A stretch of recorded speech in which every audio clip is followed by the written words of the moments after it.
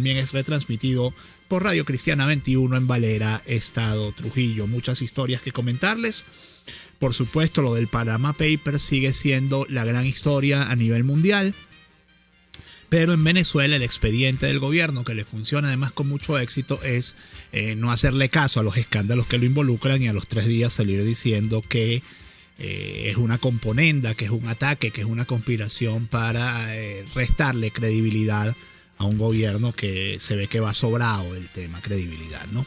El otro tema que es muy importante en Venezuela es el tema de la energía eléctrica. Se dice que Curi está llegando a la zona de colapso, que el Ministerio de Energía Eléctrica va a intentar dragar la represa para ver si le da unos días más de vida, y esto es lo que nos dice justamente Diario 2001 como principal titular de su edición impresa. Nos dice: trampearán el Guri para evitar apagón. El ministro Luis Mota Domínguez expuso el nivel crítico de la central hidroeléctrica del país.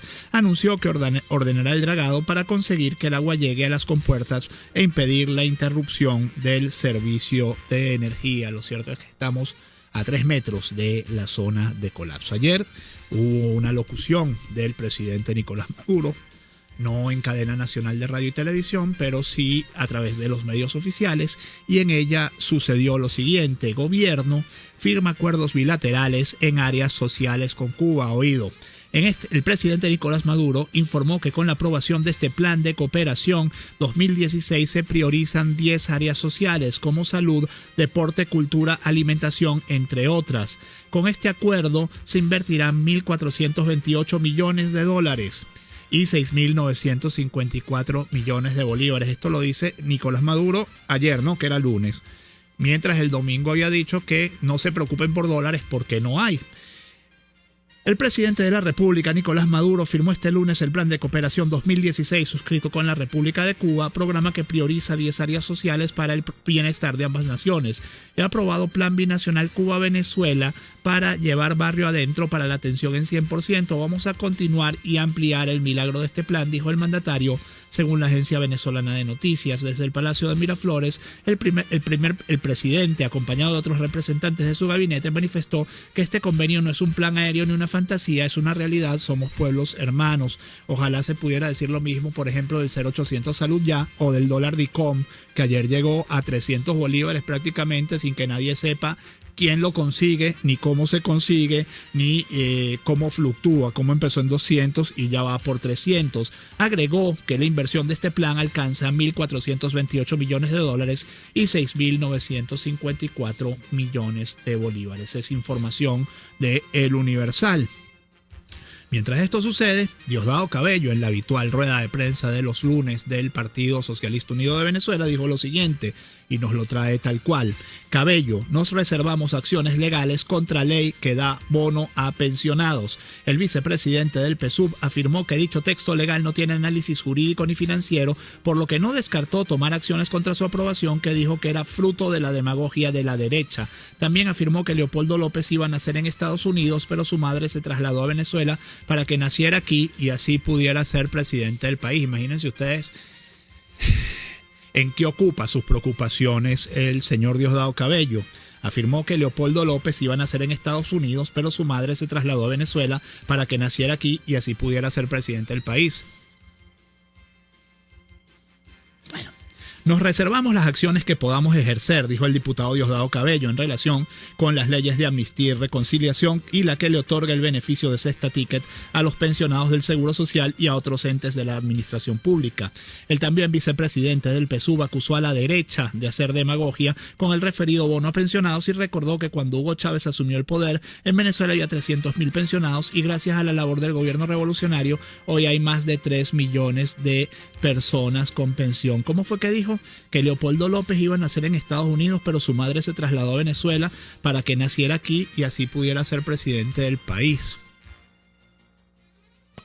¿Y por qué no hicieron lo mismo con otro señor de quien se dice que nació en Cúcuta y no puede ser presidente del país? Se dice, no es que yo lo esté afirmando, se dice.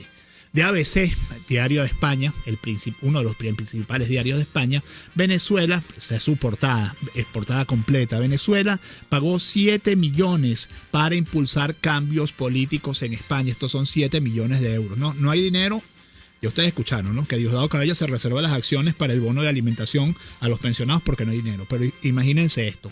Además, en un día en el que la principal etiqueta en Twitter es a 37 meses de tu siembra, comandante. Venezuela pagó 7 millones de euros para impulsar cambios políticos en España.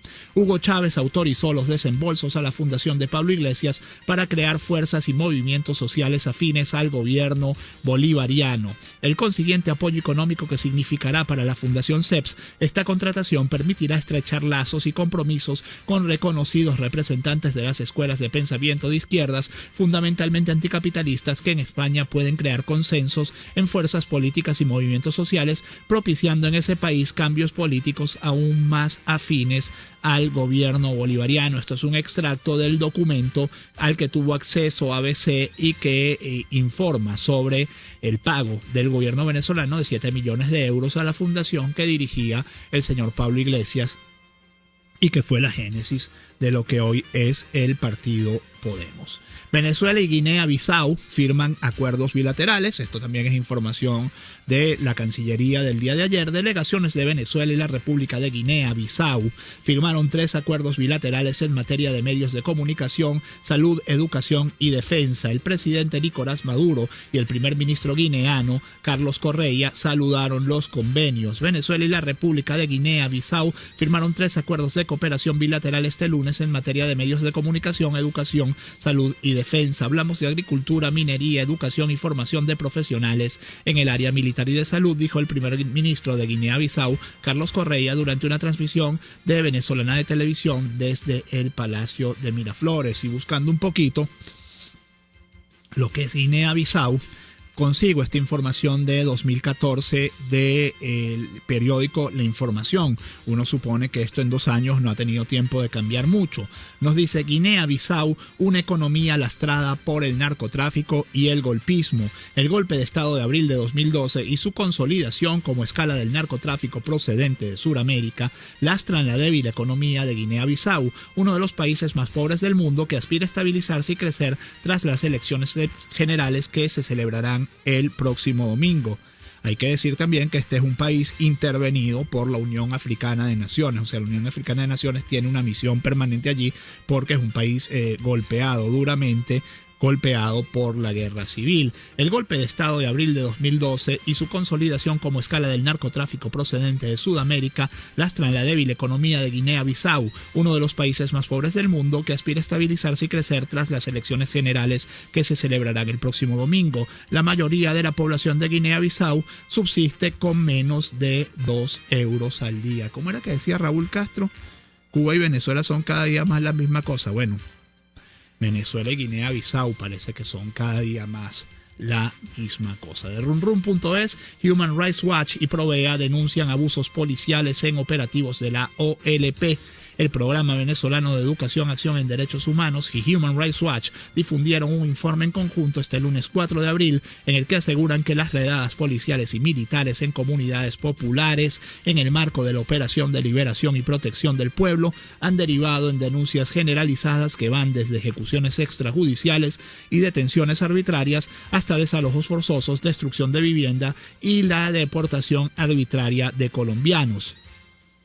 El informe de 43 páginas, Poder sin Límites, redadas policiales y militares en comunidades populares y de inmigrantes en Venezuela, analiza señalamientos de abusos durante operativos de seguridad pública llevados a cabo en distintos lugares del país desde julio de 2015, en el marco de la Operación de Liberación y Protección del Pueblo, que se anunció como una iniciativa para combatir a las bandas criminales. Un denominador común de todos estos casos, así como de otros abusos gubernamentales documentados por Provea y Human Rights Watch durante la última década, ha sido el grado en que las víctimas o sus familiares han sentido que no tienen a dónde acudir para obtener resarcimiento o para que se protejan sus derechos fundamentales. Esto es información de runrun.es.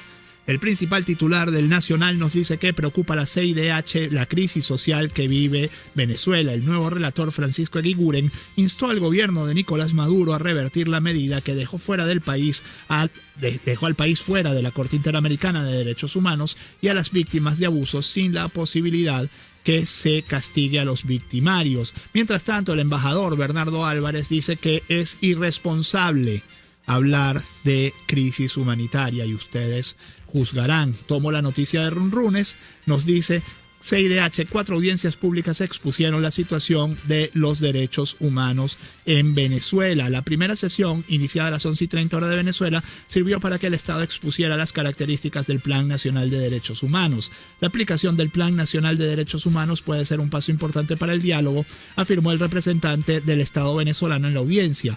El portavoz del gobierno acotó que una grave amenaza se está gestando en este momento desde uno de los poderes del Estado. Se trata del proyecto de ley de amnistía y reconciliación sancionado por la Asamblea Nacional. La incitación a delinquir estaría amparada por la ley de amnistía, dijo el representante del Estado ante la Comisión Interamericana de Derechos Humanos. Durante la intervención del Estado también abordaron el tema del decreto ejecutivo de Obama, el cual fue catalogado como una criminalización del país. El representante de Venezuela y presidente de la Comisión Nacional de Derechos Humanos, un ente que por cierto replica o duplica las funciones de Tarek William Saab al frente de la Defensoría del Pueblo, quien debería estar ocupado de estos temas y que por cierto hoy debería concurrir a la Asamblea. Bueno, el representante venezolano en este tema es un señor que se llama Larry DeVoe. Él fue secretario general de la Defensoría del Pueblo justamente, ahora está al frente de este cargo.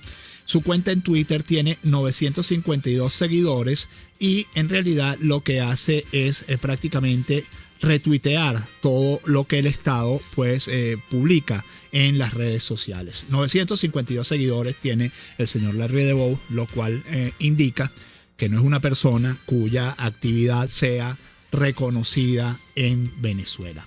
Del Tiempo, Diario del Pueblo Oriental, AN investigará a exfuncionarios señalados en papeles de Panamá. Consorcio Internacional de Periodistas procesó información sobre empresas fantasmas ante las denuncias relacionadas con la participación en paraísos fiscales de personas que estuvieron vinculadas con la gestión del presidente Hugo Chávez. La Comisión de Contraloría de la Asamblea Nacional incorporará este caso a los ilícitos administrativos que viene averiguando, anunció el diputado Freddy Guevara. Entre los involucrados figuran el ex jefe del programa Bolívar 2000, general Víctor Cruz Weffer, ex jefe de escoltas y el ex jefe de escoltas, así como la enfermera del fallecido mandatario Adrián Velázquez y Claudia Díaz. Voy a leer algunos de los mensajes que envían ustedes a través de la red social Twitter.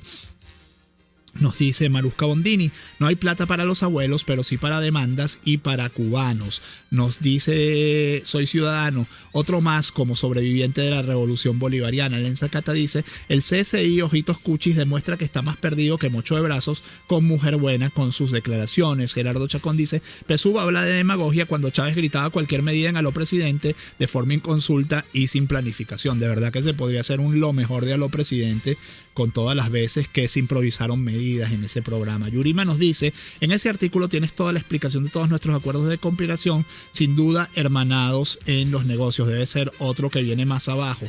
Marianela Hernández dice, en relación al comentario de Diosdado, la verdad es que lo tenemos loco. Nos dice Marusca Bondini, ¿por qué no nos cuentas a dónde se trasladó la madre de Nicolás Maduro? Sergio Yenua dice, parecen estar claros de quién será el próximo presidente. La verdad es que sí, parece que estar claro de que Leopoldo López, si sale a la calle, pues va a ser un problema serio para ellos. Emel Pérez nos dice, buen día muchachos, declaraciones de Diosdado lo que dan es pena ajena. Cree que los venezolanos somos ignorantes. Nos dice Quinto Vite, ¿el acaso la isla ya no cuenta con los dólares gringos? Corleone nos dice, fuertes centavos a que consigues la partida de nacimiento de Hugo Chávez. Que Cabello nos diga algo de Maduro. Y voy a leer además un tuit que manda la joven Dorjaz, que es oyente asidua de este programa, y con este cierro nos dice, quien pueda conseguir bicalutamida de 150 miligramos, avísenme por esta vía, no se consiguen medicamentos contra el cáncer, ayuda. Pero ¿qué dice el señor Bernardo Álvarez desde Washington? Que la emergencia humanitaria es una exageración. Acabo de retuitearlo para que ustedes en sus redes sociales también le den retweet y a ver si conseguimos esa medicina para el papá de Dorjaz. 6:43, a la pausa, enseguida más titulares.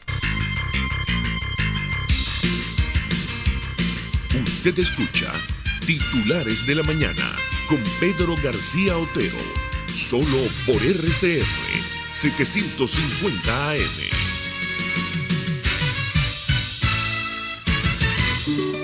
En Global Therapy atendemos todas las patologías del sistema musculoesquelético. Acondicionamos tu cuerpo con verdaderos profesionales de la fisioterapia, drenaje linfático y terapia del dolor. ¿Y dónde?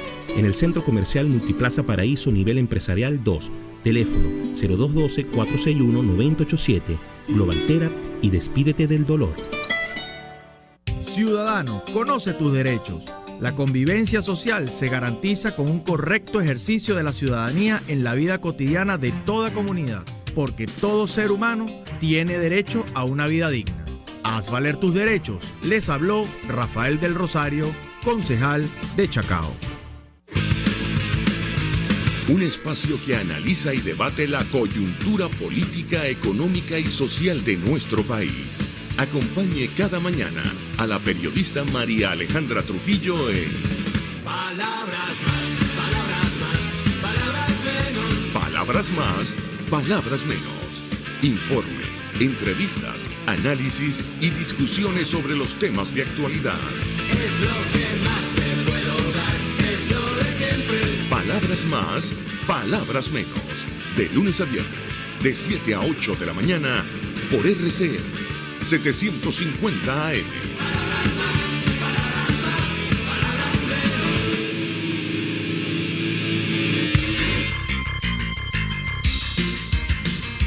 Estás escuchando Titulares de la Mañana con Pedro García Otero, solo por RCN 750 AM. 6:45. Tenemos en la línea telefónica a la profesora Marta Colomina, amiga de esta casa de quien ustedes conocen muy bien. Con ella queríamos comentar sobre los Panama Papers. Por ejemplo, hoy El País de Madrid nos dice que Panamá colaborará con las investigaciones fiscales y judiciales de los Panama Papers. La embajadora del país centroamericano en España anuncia que cooperará vigorosamente con la agencia tributaria y con las autoridades policiales. El Nacional nos dice que 15 gobiernos abrirán investigaciones sobre los papeles de Panamá. Mientras tanto, en Venezuela la consigna es aquella del general Gómez, Chito. Aquí de eso no se habla, por lo menos a nivel de gobierno. La Asamblea sí va a investigar el tema. Profesora, buenos días. ¿Cómo ve la situación? Primero, un gran abrazo, un saludo, tiempo sin conversar con usted. ¿Cómo ve la situación y un poco cómo nos comenta la semana noticiosa? Muy buen día. Algunas vinculadas a diferentes gobiernos, pero sobre todo del sector privado, actores, futbolistas, etcétera. El único país que hasta ahora, el único gobierno que hasta ahora no ha abierto la boca y seguirá con el chito al cual tú te refieres, es Venezuela. Y hay que ver, Pedro, lo que significa que Venezuela, que es un país tan pequeño, es el que más referencias tiene en el montón, en los 11 millones y pico de documentos que hay ahí. O sea, 241,000 documentos de la filtración de los Panama Papers son de Venezuela. Lo cual no quiere decir que sean 241,000 cuentas, porque hay varias cuentas que son de la misma persona. Repito que aparece en 241,000 documentos. Y la cosa más impresionante es que no solamente aparece, como señala el diario El País de ayer y de hoy, y cito textualmente, un matrimonio cercano a Chávez terminó con empresas en paraísos fiscales y cuentas en Suiza, porque son varias las cuentas que le han aparecido a estos dos personajes enriquecidos, que no son los únicos, sino que se convierten en el indicador de que todos los militares alrededor de Chávez, todos los altos cargos, todos los enchufados, como suele llamarlos Capriles, están absolutamente millonarios, y esa es la razón por la cual Venezuela está infinitamente pobre, saqueada, y desde luego los enfermos muriéndose de cáncer, de cualquier otra enfermedad, y los anaqueles están vacíos, ¿no? Aparece también, pero la cosa más impresionante que más me ha llamado la atención, Pedro, y esto yo supongo que la Asamblea Nacional lo va a investigar, como ya ha anunciado, porque el único organismo de Venezuela que dice que va a investigar este asunto es justamente la Asamblea Nacional, es el hecho de que con Venezuela, como llegamos acumulaban capitales mal habidos de manera tan profusa, tan enorme, pues la empresa que se encargaba, el conjunto de abogados que se encargaban de esa situación y los bancos, decidieron crear, dijéramos, normas especiales para Venezuela. Y entonces se les constituía una empresa. La empresa tenía características de ser una empresa de verdad, y con esa empresa hecha con dinero robado, con dinero de la corrupción, la presentaban ante Cadivi. Y seguían llegando los dólares de las empresas de Valentín creadas en Panamá, y entre ellas también está PDVSA. Recordamos que en las cuentas y en las explicaciones que dio la policía andorrana de Andorra, de los bancos de Andorra, donde están varios viceministros con comisiones, con coimas que fueron cobradas a empresarios españoles para hacer negocios, y está también la PDVSA. PDVSA luego empezaron una triangulación enorme entre Panamá y otros paraísos fiscales, entre ellos ciertamente Andorra. Pero esto es una cosa verdaderamente insólita. Profesora.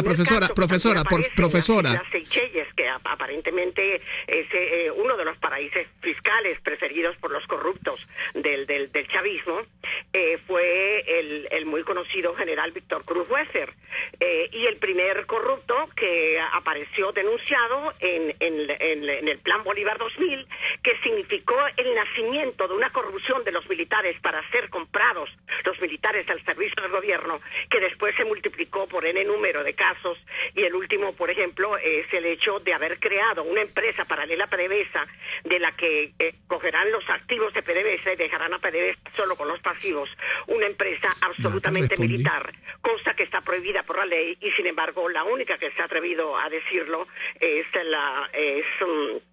la ONG que estudia los asuntos militares, ¿no? Ahora, lo más increíble de todo esto es que no es el único jefe o el jefe de la seguridad de Chávez el que está ocultando su fortuna. Si no, veamos el caso de otro escolta, que es el Tuerto Andrade, que está en Miami, tranquilísimo. Su hijo se retrata con todas las actrices de moda, anda en aviones privados, tiene yo no sé cuántos carros deportivos, etcétera, sin que hasta ahora le haya ocurrido absolutamente nada. Eso sin contar el caso de la última con el spa de Miami, la ex diputada burguesita revolucionaria que ya cambió el nombre, pero siguió con el spa aparentemente, ¿no? Hay otras cosas que uno tiene que citar que le indignan sobremanera, porque este caso, por supuesto, no va a concluir en un día. Que leo hoy que Maduro aprobó 6.954 millones de bolívares para consolidar el Plan Cuba-Venezuela 2016. Y yo no sé para qué es, porque a esto hay que añadirle los 100.000 barriles diarios de petróleo que está regalando Chávez. Y este dinero va para que, si médicos ya no hay, los dispensarios y los CDI, creo que se llaman, están cerrados. ¿En qué va a utilizar estos casi 7.000 millones de bolívares? Mientras los anaqueles están vacíos de medicinas y de comida, ¿no? Profesora, un momento. Dime. En teoría es para relanzar Barrio Adentro, dice el gobierno. ¿Para qué? Para relanzar Barrio Adentro. Pero, ¿y por qué lo tiene que relanzar Cuba con unos médicos que no le llegan a los pies a los médicos venezolanos? ¿Ah? ¿Por qué? Un país que nos está mandando medicinas vencidas, que nos está mandando placebos a cambio de como si fueran medicinas que curan de verdad. Que llegan las medicinas vencidas. Esa cosa es imposible. Ya basta de esa dependencia colonial que un rechazado Maduro tiene respecto a Cuba, que por cierto lo van a dejar en la estacada con la relación estrecha ya entre Cuba y Estados Unidos, ¿no? Sí. Lo que sorprende aquí es ver cómo todos los países han reaccionado, como te decía, en el caso, por ejemplo, de Islandia, el caso hasta en Perú, han reaccionado inmediatamente pidiendo investigación. De hecho, los que están en el gobierno están diciendo ya fuera del gobierno, no lo queremos más, etcétera, ¿no? Y en Venezuela, ¿qué ocurre? Ya se ha descubierto la estafa respecto al sistema eléctrico que mantiene a Venezuela en la oscurana y que hoy señala el señor de Corpoelec, el militar de Corpoelec, que va a aumentar dijéramos, los recortes y los apagones y el racionamiento, ¿no? Sino que es toda una serie de cosas verdaderamente impresionantes. Yo leo ahora que el Consejo Nacional Electoral, que por cierto hay que estar muy atentos porque yo no sé en qué fecha se vencen ya los nombramientos de 2 de las chavistas, de las 4, y en consecuencia hay que cambiar inmediatamente, la Asamblea Nacional tiene que cambiar inmediatamente ese CNE rojo-rojito que debe haber sido muy regañado por Maduro y por los militares y por los que están desgobernando el país por haber concedido el triunfo bien ganado de la oposición el 6D, ¿no? Pero el CNE asegura, oye esto, tener la iniciativa legislativa exclusiva en referendos. O sea, que si no le da la gana, y no le está dando la gana, no va al referéndum revocatorio, ¿verdad? Y la ley de referendo tiene una mora de más de 10 años. Se aprobó hace 17 años y 17 años después el Consejo Nacional Electoral dice que solo ellos pueden redactarla. Pero espera, es que el Tribunal Supremo de Justicia está igual. Solamente ellos pueden redactar la ley del Tribunal Supremo de Justicia. Están diciendo ahora, todavía no lo han dicho oficialmente, pero lo dirán. Y solamente ellos pueden hacer lo que les dé la gana, violando la Constitución y recreando una Constitución que no existe en la Carta Magna. Pero además, profesora, y me disculpa. Es terrible y yo no sé, me imagino que tú, con lo acucioso que eres, te has dedicado desde hace tiempo a explicar qué hacemos los que queremos el regreso de la democracia a Venezuela con una Asamblea Nacional que hace lo que puede, pero que está luchando con armas democráticas, vale decir, con la norma en la mano y la Constitución, contra un gobierno golpista apoyado por los militares, que son los que tienen las armas, y apoyado también por un Tribunal Supremo de Justicia que no tiene nada de supremo ni nada de justicia. Es así, profesora. Lo lamentable, además lo terrible, es que esta gente piense que ellos son los únicos que se pueden autocontrolar. O sea, eso claramente no es democracia. 6:56, tenemos que despedirnos. Muchas gracias, profe, por estar allí. Hasta aquí llegaron los titulares de la mañana de este 5 de abril de 2016. Que este día sea todo lo que ustedes esperan de él. Chao. Informe RCR presentó Titulares de la Mañana con Pedro García Otero. RCR 750 AM, porque lo bueno une. El siguiente espacio educativo está dirigido a niños, niñas y adolescentes. Este espacio es presentado por Galletas María Puig Integral. RCR presenta Una Tierra Azul, esa pequeña roca suspendida en el espacio en la cual vivimos. En una conferencia titulada Se acabó la evolución humana, el profesor Steve Jones de la Universidad de Londres argumentó que debido a los avances en tecnología y medicina, ya no son solo los seres más fuertes los que pasarán sus genes a la siguiente generación, y afirma que este es el fin de la evolución humana. Lo más probable es que lo único que pasarán los padres de 35 años o más a sus hijos serán las mutaciones genéticas. Creo que estamos de acuerdo en que la evolución ha funcionado adecuadamente para el ser humano en el pasado. Un ejemplo es por qué la gente de raza negra ha podido vivir en África y la gente de raza blanca en Europa, porque el hombre blanco perdió el pigmento de melanina en la piel, y ya que su piel absorbió más radiación solar, tuvo que producir más vitamina D, y con eso permitió que sus hijos crecieran más sanos. Jones afirma, este es solo un ejemplo, pero hay muchos, y al entender cómo ha sido la evolución en el pasado, podemos deducir cómo será en el futuro. Para que la evolución funcione se necesitan 3 componentes: selección natural, mutación y cambios aleatorios. El científico cree que los seres humanos hemos reducido inesperadamente nuestras tasas de mutación debido a los cambios en nuestros patrones reproductivos, los cuales incluyen cambios sociales como los patrones de pareja y la anticoncepción. Las sustancias químicas y la contaminación también han alterado la genética humana. Pero el factor más importante que ha alterado las mutaciones es la reducción en el número de hombres de edad avanzada que tienen hijos. Para cuando el hombre cumple 29 años, que es la edad masculina promedio de procreación en Occidente, ya ha copiado y pasado muchas veces el patrón original